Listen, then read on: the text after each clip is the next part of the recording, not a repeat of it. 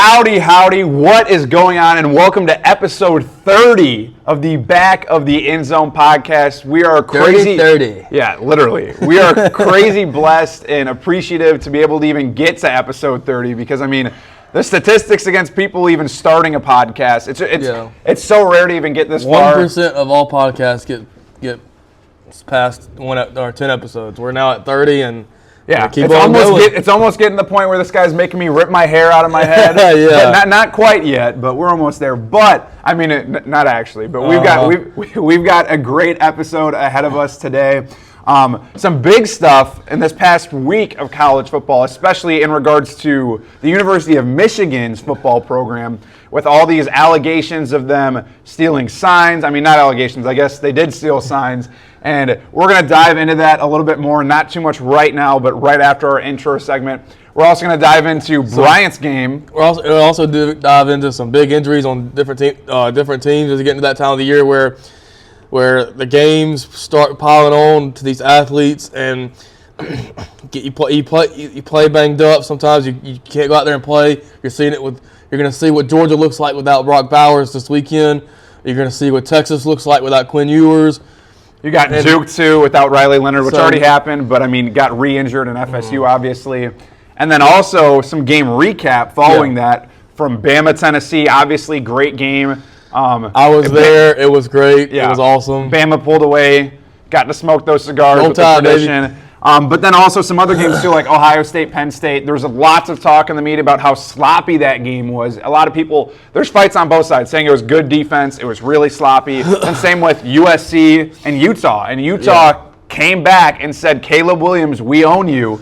And I don't think you're ever going to see Caleb Williams painting his nails like he did in the Pac-12 championship last year. I don't know, and then you had people like Emmanuel Acho saying he should sit out the rest of the season, which I want to get into that too because I think that's just complete and utter foolishness to think that. Yeah, I would agree. But, I mean, we'll get right into it. Thank you for tuning in. Let's get right into segment one, baby.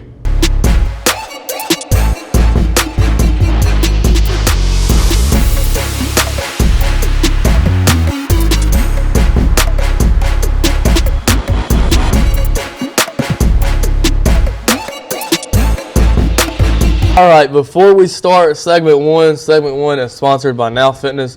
Now Fitness is a gym and fitness center based in Grove Hill, Alabama. They do personal training, group sessions with CrossFit and other workouts, and to help local athletes train and get in their best shape. Call 251-269-3065 for more. And it's getting closer to the new year. You might be thinking about New Year's resolutions. Give them a call. See what kind of deals they got available. It is way too early for New Year's resolutions right now. And whoever even commits to a New Year's resolution, you cannot tell me that you've committed to a New Year's resolution ever. And I haven't. I'm gonna be honest with you. I haven't either. So no. But it's just to mention that it is getting closer to November and Christmas and.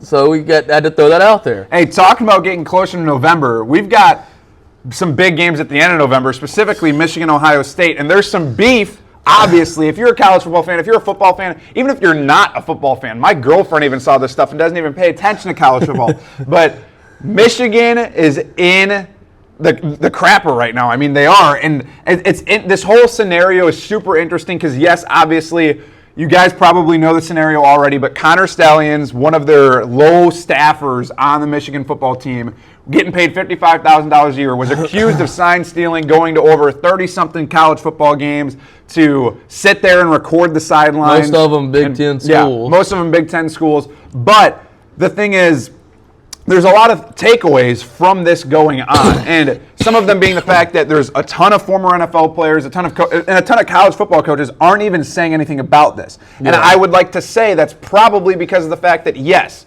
most schools already do this. The only issue is that Michigan got caught. Either Michigan got caught or somebody, and people want to compare this to the Astros scandal.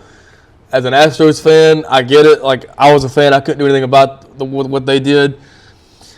It's a little bit of the same thing where I think, personally, I think either every team or maybe not every team, but a lot of the teams in the MLB were doing the sign stealing, and maybe with the camera in center field. But the Astros were the ones who got caught. They pissed off a player, and things, and that's usually where it boils down to, because when you see scandals like this, they either happen for one or two reasons. One, somebody's just looking into you, trying to find a reason to frame you. I mean, not frame you, but to give, like, to punish you. Maybe they don't like the way you're doing things. Maybe they don't like who you are. I mean, NCAA has kind of seen to be harder on Michigan than most schools. Or two, you've pissed off either a former staffer or a former player, and they ratted on you. Because back in the 80s or 90s, Florida almost got the death penalty for what they were doing of paying athletes and whatnot, and it boiled down to them pissing off a player, and he said, "I'm going to rat you out if you don't pay me this amount of money." Yeah. So it could be something like that. Who knows? It could be, and I mean, it's a very, very sticky situation, because then there's claims too that Harbaugh had no idea what was going on. Yeah. But then you see Connor Stallions, this staffer who's making $55,000 a year, on the sideline for games next to the defensive coordinator, next to the offensive coordinator, and like with some sort of paperwork. And there's some pictures. Most of you have probably like stick figures, like with signals. Yeah, like, with signals. Kind of looks like referee signals, Yeah. But like, why would you need a referee signal? I mean, exactly. So I mean, it's very interesting, very sticky, and I mean, to me, my stand on it is like, yes, it's against NCAA rules. Yeah. The only thing is, like, I'm not going to, as much as I hate Michigan, I'm not going to completely bash them, because I agree that probably almost every single team does this. The only thing is, yes, they were caught by the NCAA. I know I already stated that, but they were caught. That happened. My only thing, though, is, like, how will the NCAA handle this? I mean, they've already kind of, like I said a few minutes ago, they've already tried to go after Harbaugh for the buying a kid a hamburger or whatever it was. You know, they suspended him for 4 games. That was kind of a stretch that we all thought that was kind of a more aggressive punishment than probably what they should have given him. But one of the big things too is that the NCAA already told the Big Ten that the Big Ten can make a decision for how they want to punish Michigan before the season's over. Because the Big Ten can make their decision well before the NCAA does, which is the other interesting thing on this too, because the Big Ten last week, when this first came out, sent out notifications to every single future opponent of Michigan for the rest of the season and said, hey, make sure you guys keep an eye out for something like this. They're like, it seems like Michigan could be doing something. So, I mean, and every single day it seemed like more and more information is coming out about this. They're continuing to find out more and more as we move along into this investigation, which is just kind of crazy. And it's just a very bizarre situation. And I mean, and there's all these weird conspiracies too, due to the fact that Connor Stallions was in the Marines, and people are saying that, like, kids probably super knowledgeable with certain things, like can memorize different stuff. I mean, I don't know, but it's a very crazy situation, because yes, all teams probably do this, but there hasn't been something this extreme that has happened thus far. And obviously there's a bunch of evidence that's come out, but like I don't know, you know, I'm not going to speak for what the NCAA is going to do as far as punishment wise, or the Big Ten. But unless there's like an enormous amount of proof that it actually helped Michigan, see, going back to the Astros scandal, there was proof that it helped the Astros, especially at home games, especially in that postseason. There was proof. You know, you had the trash cans, blah blah blah blah blah, all that. Like there was proof that it helped the Astros. Now, if you can prove that this sign stealing thing went on for a couple of years, and it actually helped Michigan in the long run. I think there's a video that you and I both saw where during the Ohio State game last year, there was something going on, and the sideline was trying to relay a signal to the defense, like suddenly, but that same play Ohio State scored on. So you still got to go out there and stop it. You still got to go out there, and you can have all the signs you want to. Football is a much different game than baseball. If I know a curveball is coming, I know what to do. I know to sit back in the box and be late on my swing and wait for the curve. That's a whole. Or get up. Just because you know what the play's going to be, there's still different reads, different read routes. Wide receivers can reroute themselves. The quarterback can make different reads and not go to his primary target. The running back can choose a different hole on the spot. It's like you never know, even if you do know the play. And the best way to really kind of get rid of this, and if you want, like, you don't want to see this anymore in college football, Go to the NFL and go the NFL route. Put mics in the helmets. I mean, I don't know. I'm surprised we don't already have mics in the helmets in college football. It does not make any sense. I don't know what kind of cost that is, but I mean, if you put mics in the helmets, then that solves that dilemma. So, it's such a simple fix too, and I think it's just more or less the fact of the NCAA trying to be more traditional in the way of playing football. Yeah. And obviously, this is just a crazy scenario. Oh yeah, we're going to see how it plays out. Obviously, Michigan has still not really played anybody. They got their two biggest games in the next couple of weeks: Penn State and Ohio State. I don't know who they play this weekend. Probably got a bye or something. I don't know, but they still have their two biggest tests coming up, and so we're gonna see, just how good Michigan really is this year. And so that leads us to our next topic is these injuries, man. They're starting to pile up. Like I said in the opening, it's that point in the season. You're halfway. You're like almost 2/3 of the way through the season. Hits are starting to pile up on these athletes.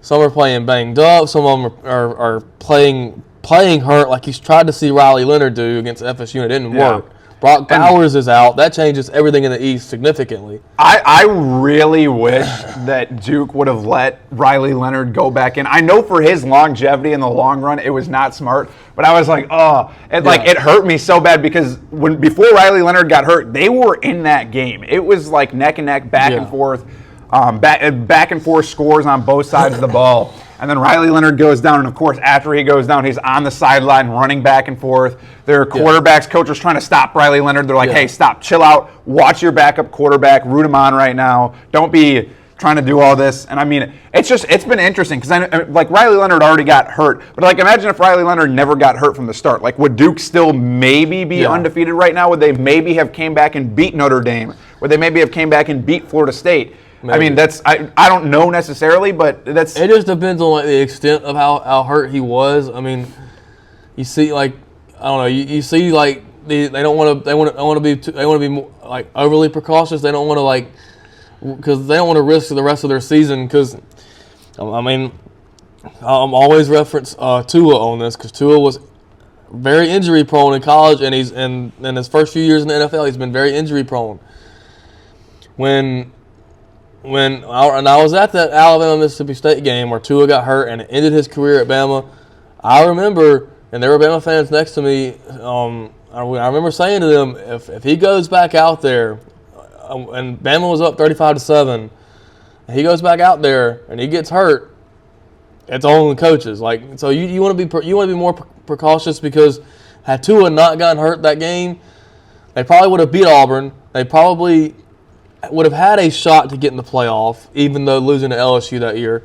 But who knows? I mean, you just don't want to. You want to be. Georgia's not looking to play Brock Bowers right now. They could probably save him till an SEC championship. Yeah, exactly. They don't necessarily need him this week. I would say. I really don't think that they do. Well, see, the thing with this is Kirby Smart is a master motivator. He finds ways to motivate these guys into a different animal. They rally around him. I remember before they repeated last season, he was already getting their guys to believe that they were a 7-5 team. They weren't as good as they thought they were. All this other stuff to motivate them. Now you got a Brock Bowers Georgia team for at least 2 to 3 weeks. Okay, they just came off the bye. Now you're hearing in the media, and okay, how good is Georgia without Brock Bowers? Can they get things done without Brock Bowers? And Kirby can use that as motivation and say, hey, they think we're trash without Brock. They think the rest of y'all are nobody. I mean, obviously they're not though. I mean, Brock Bowers is just their leading receiver, I guess you would say. Obviously, he's a tight end. Is their leading receiver, has more than double the amount of receptions is like the closest person to him. But I mean, they still have Marcus Rosemy-Jack Saint. They still have Dominic Lovett. They still have Thomas. Yeah, they still have Vlad McConkey. And it's like all these other guys too. Backs, Dejon Edwards, Kendall Milton. It's like they're still stacked, and they're still the same Georgia that they were. And it doesn't affect. And Brock Bowers doesn't affect them on defense either. Exactly. So, and it's like, they still have one of the top defenses in the country, arguably. But it's like looking at the rest of their schedule. Yeah, they play Florida. They play Florida this weekend. Then they play Missouri, but then they play Ole Miss. But you got to think too. I know this game this week is in Jacksonville. It's a neutral site against Florida. But the 2 games after that, neutral site. Yeah, neutral site. But the two games after that are home games for them. So I think that also helps too. Yes, they're getting into some of their bigger SEC competition right now, but they also have that home field advantage in Athens, which is kind of unmatched. At least until they go to Knoxville. That's going to be the one I think people have circled, especially after the way Bama or Tennessee played against Bama. Probably should have won the game, but they couldn't finish in the second half. But I don't know, like these injuries are piling up, and you got Quinn Ewers out for Texas now. Yeah, and it's like, they stated the other day that Arch Manning probably won't be the guy. Probably Malik Murphy. And I think Malik Murphy. If it wasn't for Quinn Ewers and possibly Arch Manning, I think there's a lot of pressure to not this year, but maybe next year to start Arch Manning because of what they're paying him. And because of the hype surrounding Arch Manning, I think there's a lot of pressure on him to be the starter next year. I think Malik Murphy will probably transfer at the end of the year. Malik Murphy's still a great quarterback. He could start on a lot of these programs. He could start, I think, at Auburn. He could start at Mississippi State. He could easily start at Auburn. He could start at a lot of these programs around the country. And that's a whole nother situation. Auburn, talking about quarterbacks, man. Literally this week, I was expecting them to start Robbie Ashford, and they did. He did start out the game, but then after that they pulled him. Yeah. And it's like, the thing is, like, Robbie Ashford hasn't attempted more than 4 pass attempts in any of the games that he's played this year. And it's ridiculous because, I mean, you're saying Peyton Thorne's the guy. Sorry, I'm going on a complete tangent right now. But it's like, what has Peyton Thorne done? He just passed for 100 yards this past week against Ole Miss. But what Peyton Thorne's doing so far this year, Robbie Ashford did way better last year. They've lost 4 straight, and they're on the verge of losing 5 if they don't figure out something to get Mississippi State. This game this weekend against Mississippi State is one that they should win. But I don't know. I don't know if they will. I don't know. It's at home, but like. My thing has always been, and I remember watching Robbie Ashford last year. He was the guy. He took the job from T.J. Finley last year, and when he played, he showed a lot. When he played for Cadillac Williams after they fired Brian Harsin, he showed a lot of flashes. He showed a lot of grit. And people I've talked to can remember me saying this. I thought Robbie Ashford showed a lot in his season last year. I thought he was going to be the clear-cut guy this year, but obviously with Hugh Freeze, he wanted his quarterback, and he went and got Peyton Thorne out of the transfer portal. And we got to be honest, he whiffed, man. He wanted Grayson McCall. There was reports he wanted Devin Leary. Well, Devin Leary went to Kentucky. I'm sure there was a couple other guys they were looking at that just either didn't pull the trigger on transferring or went somewhere else. And so I don't know, man. This is just something that. I mean, yeah, but like Robbie Ashford really did play well last year. Like, yeah, he had a couple bad games here and there, but I think his few bad games were better than Peyton Thorne's best games. Yeah. And it's like, that's just where you draw the line, and it's like you. And it affects the players, too, because the players, and you can't tell me this otherwise, and a lot of people that know football know this, they're split. Like, either the locker room knows who they'd rather go out with. I mean, it was that. I think that to me, that a lot of people thought that showed, early in the season when Saban decided he wanted to bench Milroe for that USF game and then roll out Tyler Buckner. That those players did not give Tyler Buckner the same effort that they have given Jalen Milroe all year. Yeah, and you could tell a difference because the locker room would have rather Jalen Milroe be out there, despite how Jalen Milroe played the Texas game. Yeah, and that's why it never works with like a 2 quarterback situation. We saw Ohio State try it years ago, and I mean this year too. Indiana specifically, even through going into week 9 this week, they've been swapping between 3 quarterbacks. It doesn't work. Michigan tried it before Cade McNamara transferred. Like, it does not work. It is not successful. It's not going to win you games. I mean, it could, but it's really not efficient. And your team doesn't back it either. It's like, all right, what the hell? Like, yeah, because think about it. Your offensive line, your running backs, your receivers, they're all used to the cadence of the guy that's out there. Like for the most of the part, like you start changing the quarterback mids like every other snap. That can mess with the offense because it's a different cadence. It's a different different chemistries, different way in the way they like the other quarterbacks read the field. It's just different, man. It's just, and it can screw up it can screw up the rest of your offense. There's just huge adjustments that need to be made.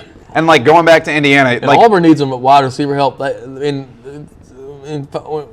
away from the quarterbacks for a minute. They have receivers that cannot get open, and they need to recruit at wide receiver. I know they got Perry Thompson from Foley. He flipped from Bama to Auburn. They're trying their hardest to try and get Ryan Williams to flip from Bama to Auburn, the kid from Saraland, but I don't think that's going to happen.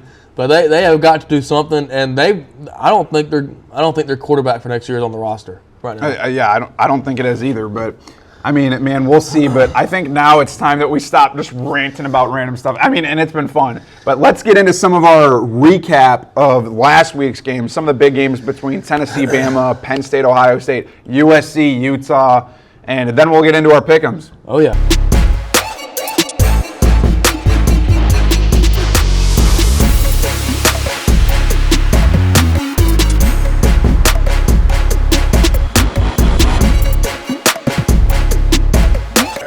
Before we dive right into segment 2, we would like to thank segment 2's sponsor, 251 Pool Works. They're family owned and operated. 251 Pool Works offers pool cleaning, service, maintenance, and repair, and they serve the greater Mobile, Baldwin County, and Pensacola areas. And if you're needing any monthly pool cleaning service and or repair, give them a call at 251-978-7736 for the Pool Works. Can't thank 251 Pool Works enough for sponsoring this segment. And man, I mean, what an interesting segment going back to some of these games this past week. Specifically, we'll start out with the game that you probably want to talk about the most since you were there. But Tennessee at Bama, man. Literally, that game was crazy. I remember watching this, before you get diving into it like crazy, I remember turning that game on, and I was in my room with the Bama fan, Joseph Pusateri from Pensacola, and we're sitting there, and Squirrel White scores that first touchdown. Phenomenal catch. He was out of bounds. Stop joking. No, he was definitely in. But, like, crazy catch, and I was like, wow. And, like, Tennessee really started out hot. Yeah, it was like, that's the thing with Bama. Like, they can find the past several weeks since the Texas game, they have found a way to win just differently each and every time.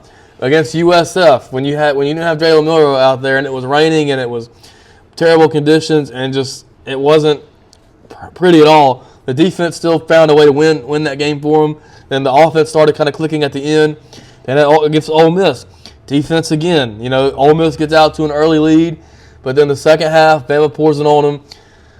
Then Mississippi State, a blowout. I mean, they were able to do anything they wanted against Mississippi State. Then against A&M, down early, but you didn't give up. Second half, surge. Then against Arkansas, they went up early, and they almost let Arkansas come back. Well, this was kind of like the A&M game where they let Tennessee get up early, 20-7 at halftime.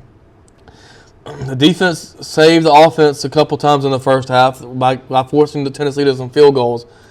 And I thought Joe Milton outplayed Jalen Milroe. I think what it came down to was Bama was actually able to run the ball. They haven't been able to run the ball in the last two games against A&M and against Arkansas. They weren't able to run the ball, or either they went away from the run game. They did not shy away from the run game here. Jace McClellan had 115 yards on the ground on 27 carries and a touchdown. Jalen Milroe was able to use his legs some, and Jalen Milroe just made the plays in the second half. Now, the defense is what it's been for Alabama all year. Their bread and butter is the defense. They had 3 or 4 sacks, and they had the strip sack fumble recovery for a touchdown late in the game. Brought in, it was so loud. I'm still hearing the crowd rumble from that. It was insane. But now, like, if Bama can just play like they did that second half against Tennessee, like they played the second half against Ole Miss and A&M, if they can string this kind of performance for 4 quarters, for 60 minutes, I don't know who's beating Bama. I'm sorry. The defense is really good. Jalen Milroe is coming along each game. The one interception that he had was not on him. It was a ball that was probably could have been caught, but Burton he didn't catch it, and it went up in the air, and the Tennessee player just happened to be right there, and it falls in his hands.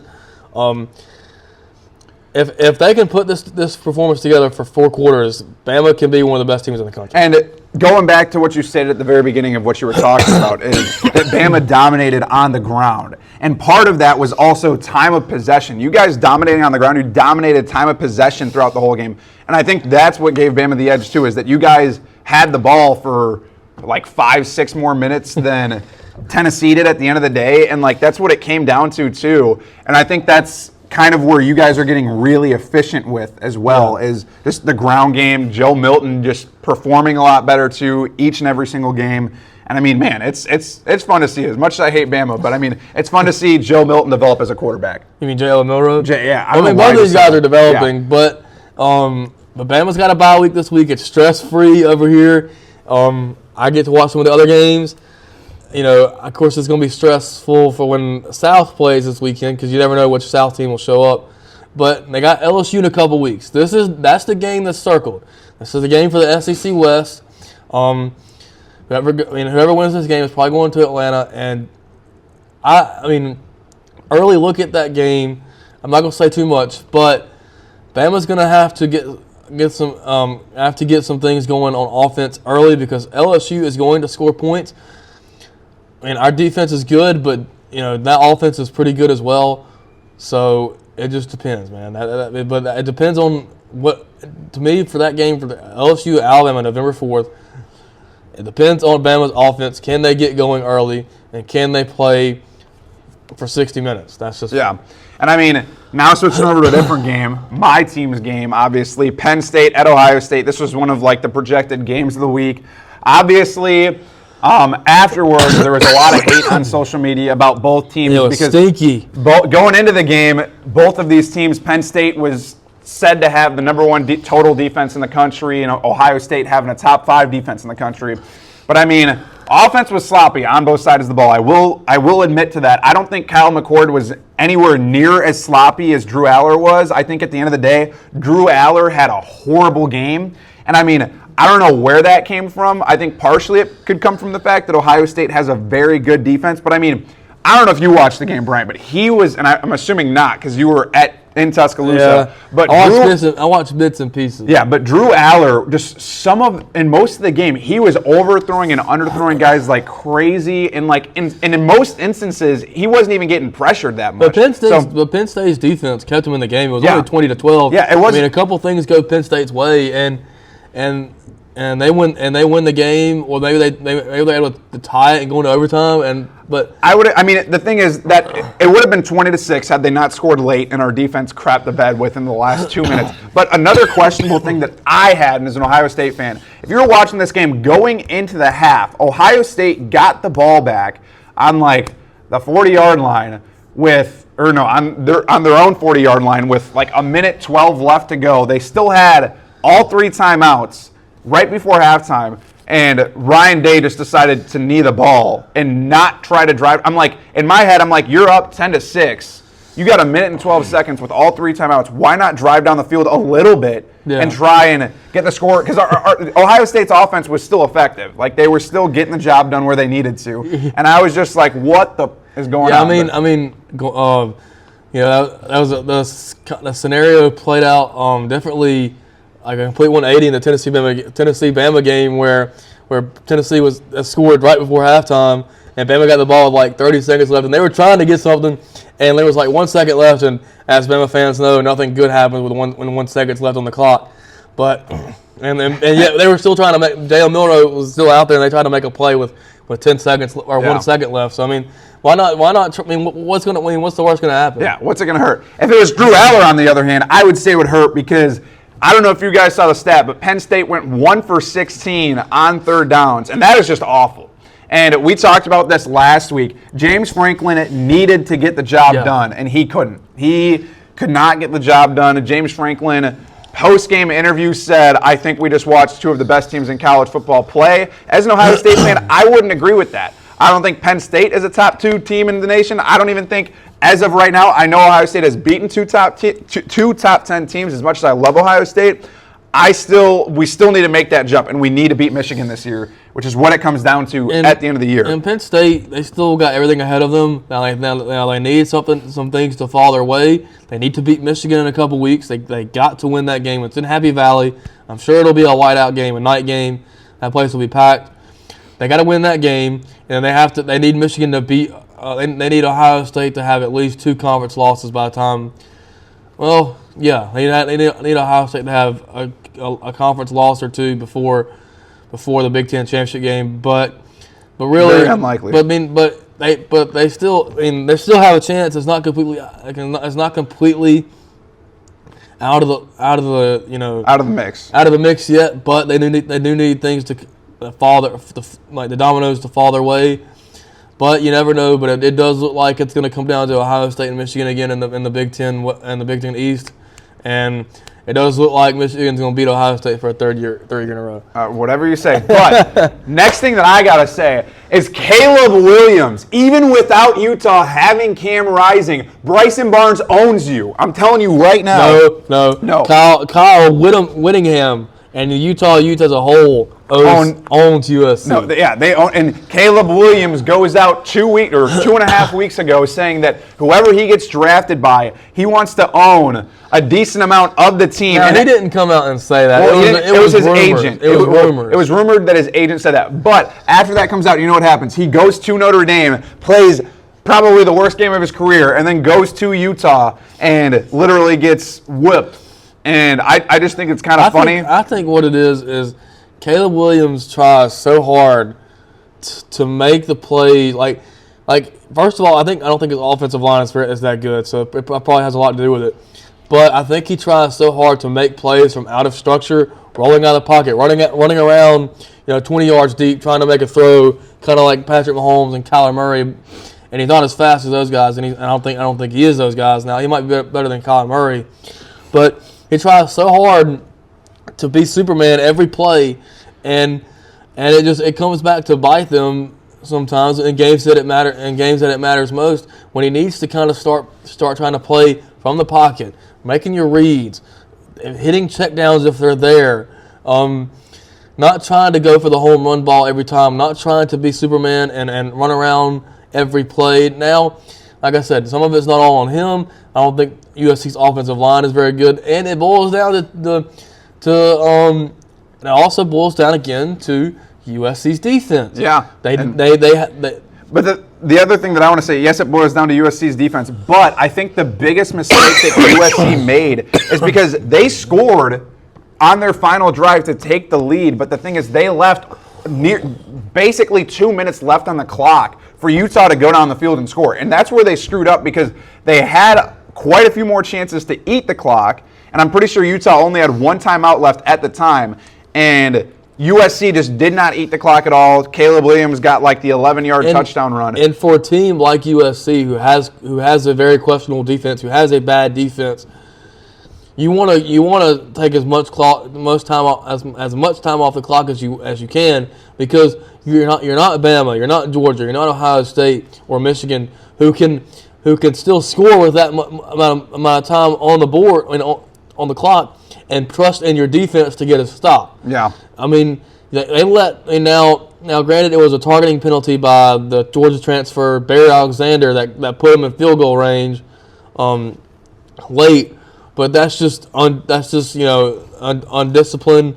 That's being undisciplined, and it's just a failure by the USC defense to come up with a stop. Yeah, and I mean also too, Bryson Barnes really did ball out. I know we're bashing on the USC defense a little bit, but Bryson Barnes, a former walk-on at Utah that won the job, came out and literally balled out, like had a phenomenal game, passed for like almost 250 yards. Hey, we've seen some walk-ons do some. Exactly, I know we have, but I mean, dude went crazy. And I just got to say, at the end of the game, to get them in field goal range, they had a 2nd and 15 at the USC like 45, and Bryson Barnes went for a 26-yard run and didn't even go out of bounds. That kid like literally had the chance to go out of bounds. He didn't even go. He just kept moving forward, ran through the defense, and I mean, that's what you want to see from your quarterback. He is tough, man. Yeah, he is absolutely tough as nails.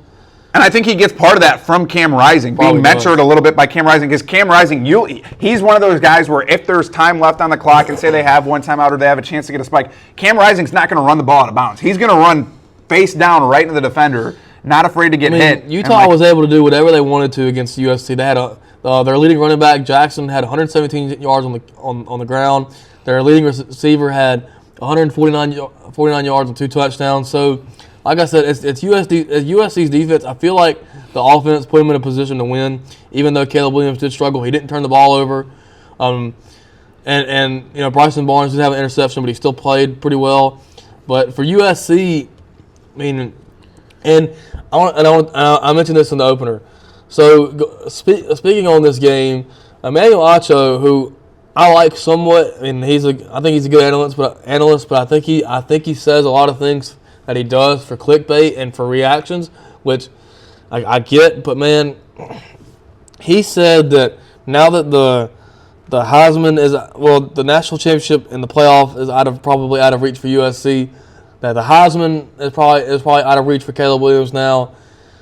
That Caleb Williams should just kind of pack it up and I don't want to say quit, but like sit out the rest of the season and get ready for the draft because he's probably the pending number 1 pick in next year's draft.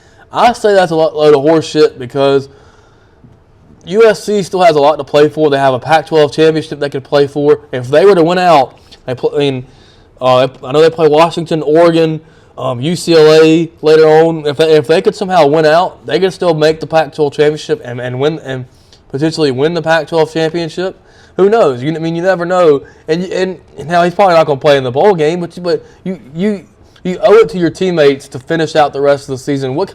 First of all, what would it say to scouts and administrators if you were willing to quit on your teammates, after what does that say to NFL personnel, like GMs and stuff? And we get it. We've seen it more and more over the years of players doing this, but we see it with guys that get injured. For example, Jackson Smith-Njigba last year got hurt, and it was in and out of games within the first 5 weeks of the season, and then just was like, all right, I'm done. I'm going to focus on the draft. I see that as a different scenario. With Caleb Williams, it's like, why at this point, when you're not injured, you haven't, don't quit on your team, because that just shows who you are as a person. And especially when you're getting paid as much money as you are, and you probably do have some leverage in the draft because you're.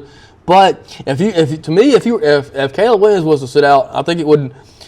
I don't know how much. I don't think it would hurt his draft stock much, if at all.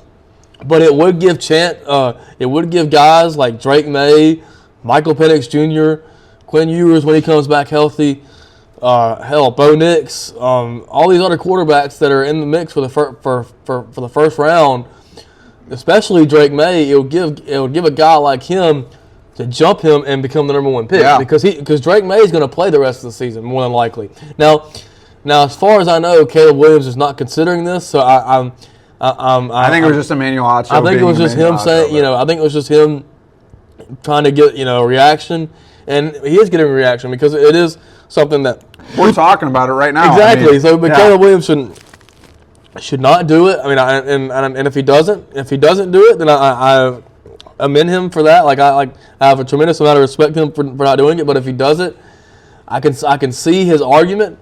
But then again, what does that say to your teammates, your coaches? And I don't know. I don't know either. But I think that's going to do it for a little bit of our recap and injuries. And this week, unfortunately, we don't have a guest picker. But let's get right into our pick'em segment. And there's some good games this week, man. Yeah, there are. Every week there's some good games. But man, we're going into week 9, and let's get right into it.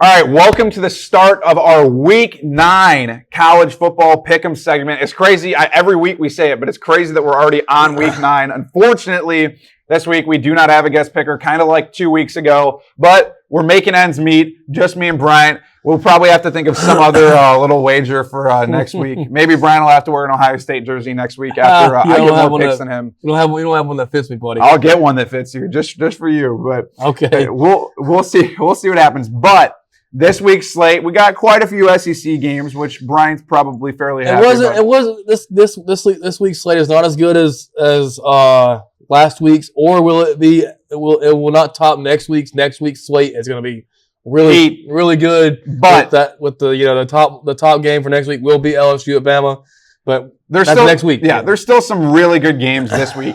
And we're starting it off with two teams that are both basically at the bottom of the SEC West. The only team worse than them in the SEC West is Arkansas. And we got Mississippi State going to Jordan-Hare and Auburn, Alabama. And I mean, this is an interesting matchup. You got toilet bowl. Yeah, game. You got Mississippi State 4-3, 1-3 in conference. You got Auburn 3-4, 0-4 in conference. And as we talked about earlier, Auburn still has an interesting scenario to going with Peyton Thorne right now. And obviously, it seems like Robbie Ashford is the better quarterback, and it seems like they're not just giving him the chance that they need to give him. But Auburn did play well last week against Ole Miss. I mean, they played to, I think, what we expected. I expected Ole Miss to win that game, and they kind of exceeded my expectations. Jarquez Hunter had a great game, 2 rushing touchdowns, did a phenomenal job. But I mean, Mississippi State won last week, 7-3 over Arkansas without Will Rogers. And I think that's where it kind of did it for me. They had Mike Wright at quarterback. Don't even know who that is. Led the team. He transferred from Vanderbilt. Yeah. Led the team in passing yards and in rushing yards. Didn't do that great of a job.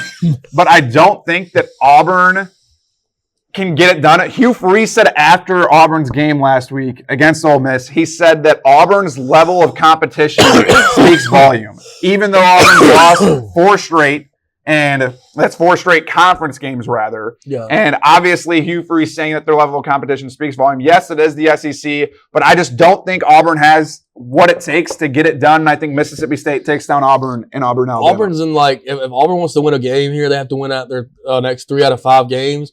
And this is a must-win game for Auburn if they want to have any kind of momentum going into starting going into off-season. Because I mean, I don't know, man. Auburn just. Like we said before, weird things going on at Jordan-Hare, but this year, I was talking to some Auburn fans about it, over the weekend. Auburn's offense was not this bad last year when it was Cadillac Williams after they fired Brian Harsin. I don't know what it is. I don't know if it's just I don't know. I mean, their leading receiver has 241 yards. Their leading passer, Peyton Thorne, has 845 yards, 5 touchdowns, and 5 interceptions. I just don't know what to make of Auburn right now. I've tried to give them the benefit of the doubt the last 2 weeks. I tried to, because Auburn does seem to, like in recent years, they seem to win a couple that they shouldn't win, then they lose some that they shouldn't lose. But I think this is one of the ones where they lose one where they shouldn't lose because I don't know what the state of the locker room is. I don't know where they're at mentally. Give me the Mississippi State Bulldogs. I'm sorry. It's just, I think Auburn fans would agree with me.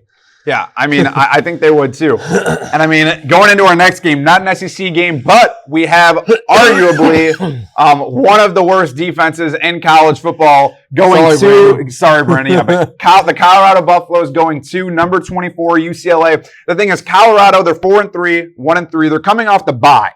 And the last game that they played was against Stanford, where they went into double overtime, I'm pretty sure. It was 49-0.5. Yeah, 46-43 was the final score. I'm not trying to rub it in, Brandon, I promise. But I think the difference maker for this game for Colorado is that Dion has definitely made them resonate with that loss, and they've had a full damn near 2 weeks to sit with this loss and to think about it, to kind of get emotional about it, whatever they want to do. And I think that's a good thing for Colorado, but obviously Colorado has the number 3 passing defense in the country, but I don't think that's going to be able to do anything against UCLA. UCLA has the number 11 defense in college football, number 1 run defense, even though that's kind of just out of the blue right now. But I don't think that Colorado has what it takes to beat UCLA, especially at UCLA. You looked what happened when Colorado played Oregon, which was one of the better teams with the relevant defense against them. and Oregon blew them out of the water, especially with this being in UCLA. UCLA's ground game between Carson Steele and TJ Harden, they're going to have a day. We've seen Dante Moore progress every single week. I think that UCLA beats Colorado by at least 21 points this game. I don't know about that because Colorado, other than Oregon, they've seemed to compete in a lot of these games. They're just not there yet, man. That we all had the hype at the beginning of the season. Obviously, the teams they won against, they're not there yet either. They weren't, and some of them aren't what they were last year, like TCU. To me, it boils down to this defense for Colorado. They are last in the country. Out of 131 FBS schools, they are 131 in yards per game allowed. That is enough for me to go ahead and pick UCLA. I just don't. They don't have and like we talked about last week when we discussed about whether or not they'll make a bowl game. They don't have the depth yet to go toe to toe with some of these tougher Pac-12 schools, like we saw against USC. We saw it against Oregon, and that their schedule only gets tougher from here on out. And so I got to go with the Bruins here. I don't want to. I would like to see Colorado win this game because I think it would be a great win for Deion, a great conference win. But I just don't see it, man. I'm sorry. It's just and I mean going back to it. And to all Colorado fans, to Brandon McCartney in particular, all I got to say is next year, I think Colorado will have a phenomenal year, especially in the Big 12. I think they could potentially even make a run for the Big 12 championship, potentially. And I mean, they could get in the playoff next year, 12-team playoff. I could see it happening. I just think this first year for Deion was really a test, kind of getting acclimated to everything. You got to give Deion time to get his recruits in. Obviously, this past offseason, he went a lot to the transfer portal, which it's expected in your first year. Like you don't when you're first hired on, you don't have a lot of time to recruit for the current cycle. Let Deion get his recruits in. Colorado will be just fine.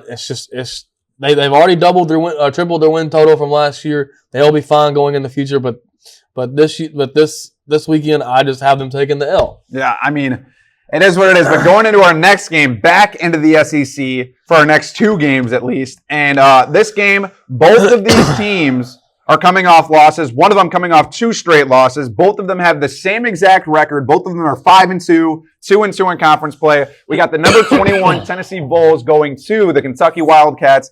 And this game's interesting. I mean, Tennessee's obviously coming off that big loss in Tuscaloosa. Yeah.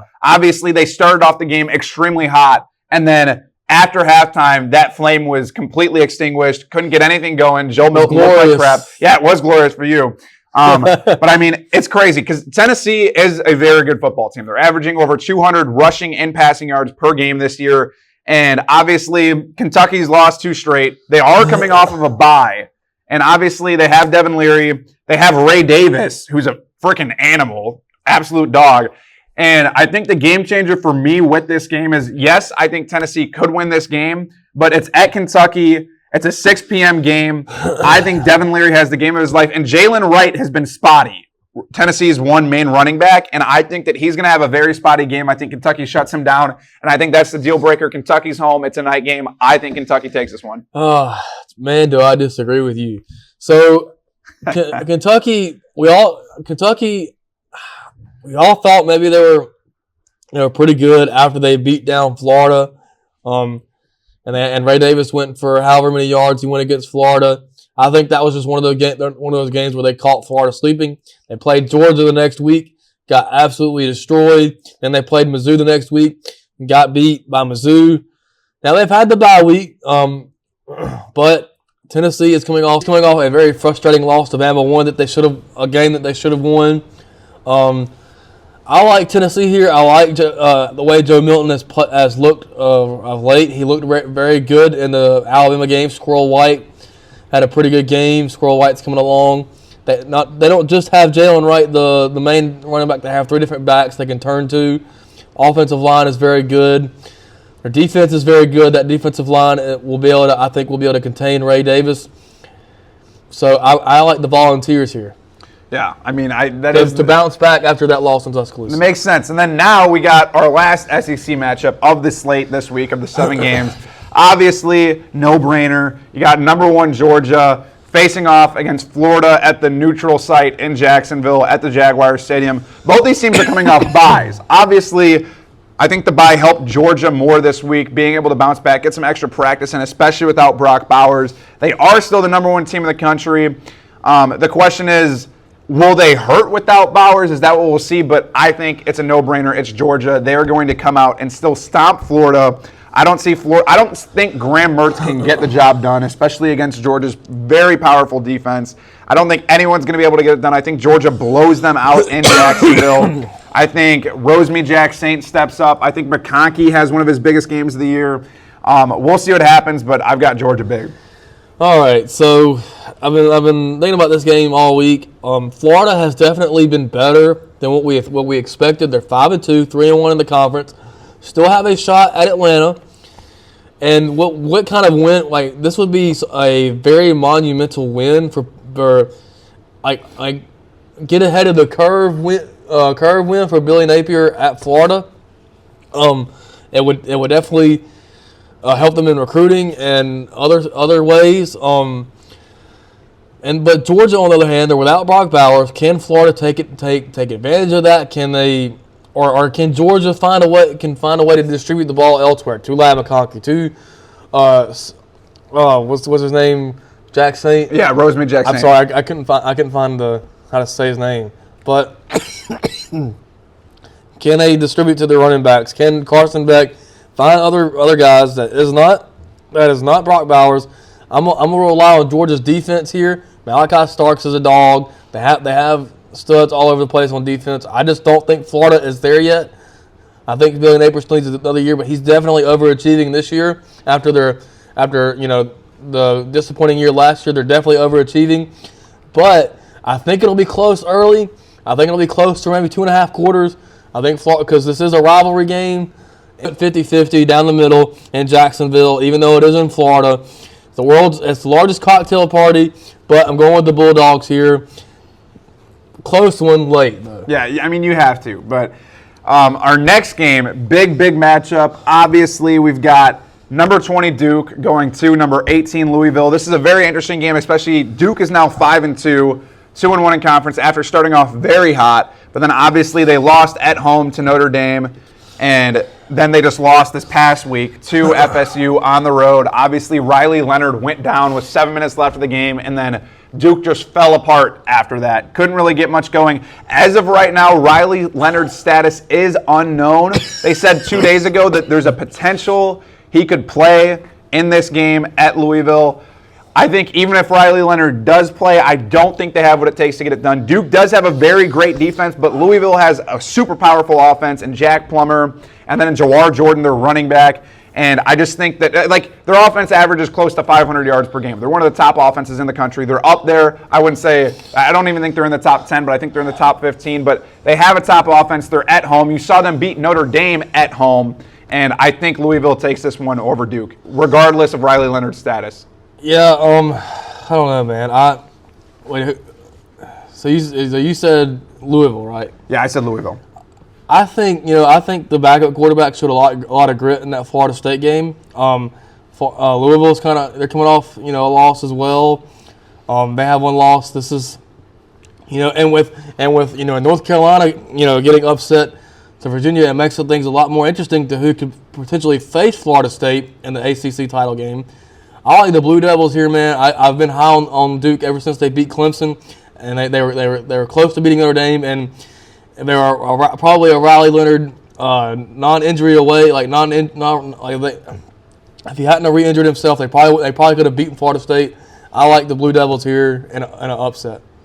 All right, whatever you say. And I mean, now going into probably one of the games of the week, probably if not the game of the week, besides our last game. But we got number 8 Oregon going to number 13 Utah, facing off Kyle Whittingham and Bryson Barnes after taking down. Is going to be there. Yeah, and after taking down a huge game in Southern California, taking down Caleb Williams. You saw him on the sideline, ready to cry, ready to lose it all. I don't think he was ready to cry, but he was definitely frustrated. Yeah, I mean, we'll see. But, I mean, I think that this is one of the matchups that I wouldn't say slept on, but one of the more hyped up matchups in the Pac-12 was a couple weeks ago when it's a Oregon. toss-up, man. Yeah, but this is just as much of a toss-up as when Oregon and Washington played. Yeah. And I don't think that people expected Utah to be where they're at right now, because as much as college football right now in time of possession, and I think that's where they're going to kill Oregon. Oregon does have a very, very good defense. But I think with Bryson Barnes having the ball, with the success that they've had on the ground with Jaquindon Jackson and a couple of their other receivers, I think Bryson Barnes showed it last week. Obviously, Oregon's defense is way better than USC's, but I think they're at home. I think that Utah is going to control the ball. I think this is going to be somewhat of a low-scoring game, like 17-14 type-esque right there, but I think Utah wins at home. Whew, man, this one's a tough one for me. I honestly. Right, it's a toss-up. Either team could come out of this game victorious and have an inside track to face Washington in the Pac-12 championship game. Like I said, I've liked Bo Nix all season, but I also like Utah. I like and I've been rolling with the Utes all season. I still think they have a great shot to win the Pac-12 championship, and I picked them to win the Pac-12 championship. So I'm gonna go with the Utes here. I agree with you. I think defense is what it's going to come down to, and I think Utah has the better defense, and I think they'll come out. I think they'll come out with a one-score victory. All right, that's what I think too. And I mean, going into our last game, obviously it's been a minute since we've had South Alabama in our weekly pick'em. I think the last time we had them in our pick'em was with Pat Greenwood when South unfortunately lost to JMU. But this week, South hosts ULL, University of Louisiana. And, I mean, it's going to be a very interesting game. The Wit is going to be going bonkers, I think. 4 p.m. start time. Obviously, South's 4-3, Louisiana's 4-3. South's lost some games that they didn't want to lose, that they shouldn't have lost. And, I mean, Louisiana kind of in the same boat. Louisiana, some of their bigger losses were at Minnesota earlier on in the season. I'm pretty sure they lost by 11 at Minnesota. They've also lost to Old Dominion by a score, and they lost to Georgia State last week by 3. So, I mean, they are a good team. They also beat Texas State, and Texas State has one of the better offenses in the country, looking at total offense. And obviously, University of Louisiana is very good, but I got to go with the Jags here. Got to take our South Alabama Jaguars. I think they just have more of what it takes to get it done. Carter Bradley has been slinging the ball. You look at LaDamian Webb going absolutely crazy. They have the tied for number one red zone offense in all of college football with 18 red zone rushing touchdowns. And, I mean, I just think that it's going to be really hard for Louisiana to stop South's ground game and Colin Lacey, because you've looked at it, we talked about this weeks ago with Pat Greenwood, that Carter Bradley needed to get the ball to someone else offensively, like receiver-wise or tight end-wise, and Carter Bradley continues to give it to Colin Lacey, and defenses continue to not have an answer for Colin Lacey or LaDamian Webb, and I think South Alabama takes this one at home. And Carter's kind of found another target in Jamal Pritchett. You know, he's a local kid from my hometown. So I mean, I'm rooting for him, and he was a walk-on last year. He got awarded a scholarship this year. They've definitely found more ways to get him the ball. You still have Javon Ivory, the Memphis transfer. You have, Kentrell Bullock, other running back that ties in with LaDamian Webb. It all comes down to which South team shows up. Is it the South team that's been on a roll the last couple of weeks against? Is it the South team against that lost to Central Michigan and lost to JMU? We will see. They've had a little bit of extended time off because they played last Tuesday night against Southern Miss. But I like the Jags here as well. I can't pick against them this time. Go Jags, baby, and hopefully we'll come out with a win. Yeah, hopefully. Fingers crossed for sure. But thank you for tuning in to episode 30 of the Back of the End Zone podcast. If you tuned in for the whole entire episode, we thank you. Please like, subscribe, comment any suggestions you have. I know Brandon McCartney is probably going to be commenting for sure. Oh, yeah. He's going to be letting us know what he thinks. Yeah, but thank you for tuning in. We can't thank you guys enough. 30 episodes in the books, and can't thank you guys enough. See you guys next week, man.